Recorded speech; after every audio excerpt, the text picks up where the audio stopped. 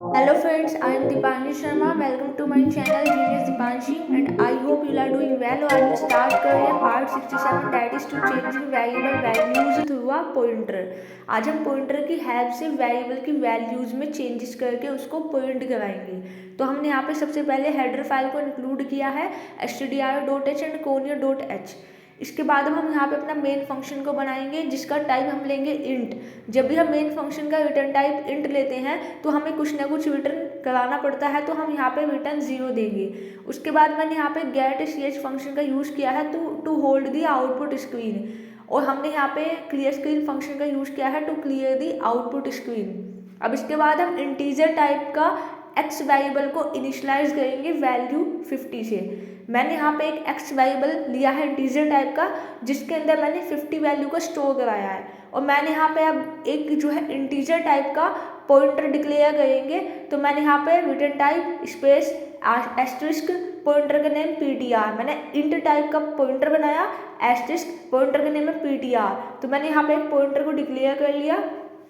अब हम यहाँ पे क्या करेंगे, हम यहाँ पे x की वैल्यू को पहले पॉइंट करा लेंगे ताकि आपको ये पता रहे कि x की वैल्यू बेसिकली है कितनी। चेंजेस हम बाद में करेंगे कि हम कैसे x वेरिएबल की वैल्यू को चेंज कर सकते हैं पॉइंटर की हेल्प से। तो आप सब जानते हैं कि pointer contains the address of values of another variable. Pointer दूसरे वेरिएबल की वैल्यूज के एड्रेस को होल्ड करता है, ये मैंने आपको हर वीडियो में बताया है। पॉइंटर के पास अपना खुद का कोई एक्चुअल एड्रेस नहीं होता, वो किसी दूसरे का एड्रेस होल्ड करके रखता है। तो हम सबसे पहले यहाँ पे वैल्यू ऑफ एक्स %d और हम यहाँ पे x की वैल्यू को प्रिंट करवा लेते हैं, मतलब x वेरिएबल को। तो x वेरिएबल के पास वैल्यू है 50, तो आउटपुट में 50 आने चाहिए value of x।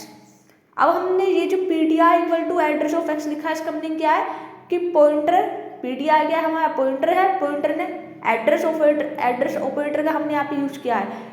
Pointer equal to address of x का मीनिंग क्या है कि पॉइंटर ने किसका एड्रेस होल्ड कर लिया, एक्स का।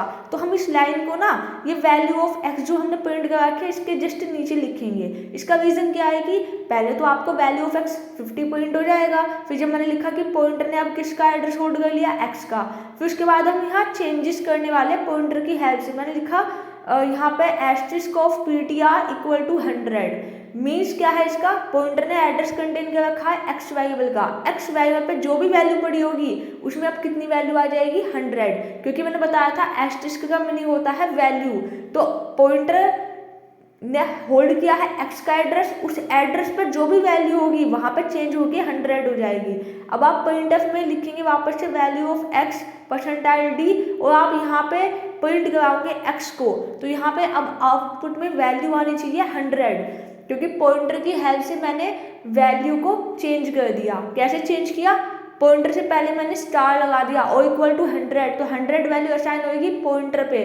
Pointer equal to address of x है, तो एड्रेस ऑफ एक्स पे जो भी वैल्यू पड़ी होगी। तो like share and subscribe our channel genius Deepanshi and thanks for watching. If you have any doubt you can ask me any time in the comment section. Thank you so much and आप इसी तरह से video को बने रहिए।